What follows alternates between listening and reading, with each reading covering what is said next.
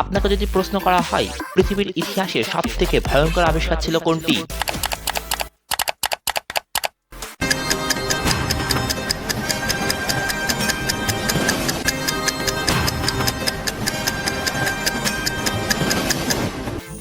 Atom bomb.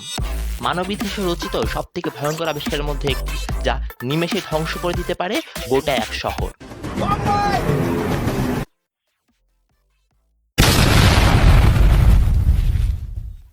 পৃথিবীতে কিভাবে হয়েছিল এর আবির্ভাব, কি ছিল এর পেছনের ইতিহাস, কি ছিল এর পেছনের বিজ্ঞান। প্রথম বিশ্বযুদ্ধের পরে উত্তপ্ত পৃথিবী যখন কিছুটা শান্ত হয়, তখন জার্মানির তরুণ বিজ্ঞানী হাইজেনবার্গ কোয়ান্টাম ফিজিক্স নিয়ে যাত্রা শুরু করেন। 1925 সালে বিজ্ঞানী হাইজেনবার্গ ভরবেগের অনিশ্চয়তা তত্ত্বের মাধ্যমে পারমাণবিক বোমার গবেষণার সূত্রপাত ঘটান। সমসাময়িক সময় জার্মানি উত্থান হচ্ছিল নতুন এক শক্তি, নাৎসি বাহিনীর। 1939 সালের ডিসেম্বর মাসে বিজ্ঞানী হাইজেনবার্গ তেজস্ক্রিয় মৌল থেকে প্রাপ্ত অকল্পনীয় শক্তিকে কাজে লাগিয়ে অ্যাটম বোমা তৈরি করার প্রস্তাব দেন নাৎসি বাহিনীকে। একদিকে চলতে থাকে রক্তক্ষয়ী দ্বিতীয় বিশ্বযুদ্ধ, অপরদিকে চলতে থাকে অ্যাটম বোমা তৈরির কাজ। তবে ঘটনা এখানেই শেষ নয়।